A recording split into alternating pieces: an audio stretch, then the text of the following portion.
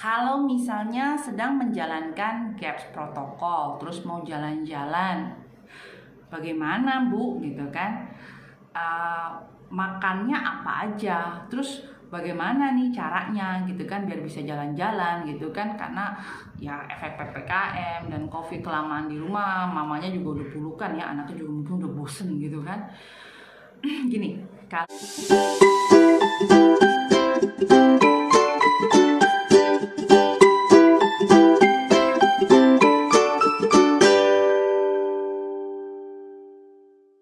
Hai Gap Zero, saya mau sharing, oke? Kalau misalnya sedang menjalankan GAPS protokol, terus mau jalan-jalan, bagaimana Bu gitu kan?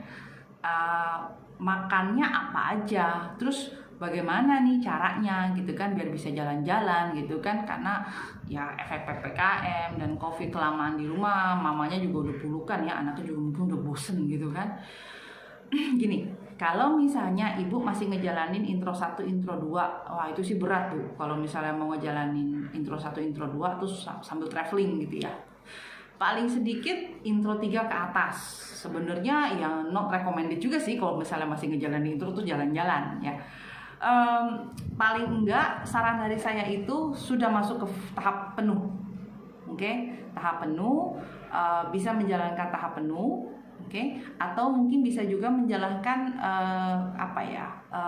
seperti keto ya, seperti diet keto GAPS gitu kan. Jadi tetap menjalankan pakem-pakem dari GAPS diet itu, no carb, oke. Tetap harus fermented drinks, usahakan minum, bisa lah dibawa gitu ya pakai botol. Tapi rekomendasi saya itu ya cari hotelnya yang ada kulkas. Kalau misalnya kamar hotelnya tidak ada kulkas, maka bisa minta tolong ke lobby untuk titip di kulkas hotel gitu kan. Bisa juga menyiapkan sosis, bakso atau makanan-makanan yang sudah diolah, kaldu gitu kan untuk dibawa, dan nanti begitu pas mau sarapan minta tolong di hotel dipanasin, itu bisa. Kalau misalnya males bikin, bisa beli juga di supermarket saya, boleh dong ya.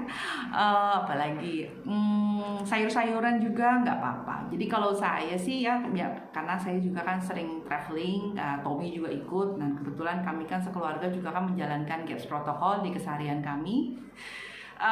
Yang biasanya kami lakukan adalah biasanya emaknya bocor diet gitu kan, karena kalau misalnya bawa styrofoam, kadang-kadang cooler box kalau misalnya gitu taruh daging gitu kan, sosis, bakso, kasihin dry ice gitu. Tapi kalau misalnya makan siangnya, kalau pas saya keluar biasanya Tommy tuh jalanin kayak hanya makan daging aja gitu, daging. Ya kalau misalnya bilang entah micinnya gimana Bu, apa gimana, kalau lagi traveling ya agak susah ya. Jadi ya kalau misalnya anaknya sensitif ya itu hindari sama sekali dan bener-bener bawa dari rumah. Tapi kalau misalnya anaknya nggak terlalu sensitif, jadi mungkin bisa lah ya beli makanan yang tapi tetap tidak makan karbohidratnya, hanya makan sayuran dan makan dagingnya. Kalau misalnya mama ya karena dagingnya udah buat anak, jadi mamanya makan itu aja deh, nasi, lalapan sama cabai gitu ya. Apalagi fermented food itu resiko meledak ya kalau misalnya dibawa. Tapi ya sebisa mungkin tetap bawa aja di botol biasa gitu kan. Contoh nih, saya ada gas support di depan saya nih ya, jadi saya bawa. Ntar paling sering-sering aja nih, nyampe mana dibuka ya. Nanti dia nggak masuk kulkas, rusak nggak rusak, orang dia juga udah difermentasi kan, boleh dibilang kayaknya udah rusak ya. Jadi asal dikeluarin aja gasnya ketika nyampe hotel, dikeluarin gasnya, jangan lupa. Kalau lupa nanti 2 hari meledak dia ya. Yang adanya nanti kena denda bersihin kamar hotel, atau misalnya mobilnya bau gitu kan. Tapi kalau misalnya dia disimpan di luar kulkas nggak apa-apa, aman. Paling dia agak tambah asem, lebih tambah potent. Jadi kalau misalnya biasanya minum 1 cangkir, ya kurangi setengah cangkir. Tapi lain dari itu oke aja sih, happy aja sih ya, jalanin aja. Karena hidup itu juga kan harus balance. Saran saya adalah ketika menjalankan traveling dengan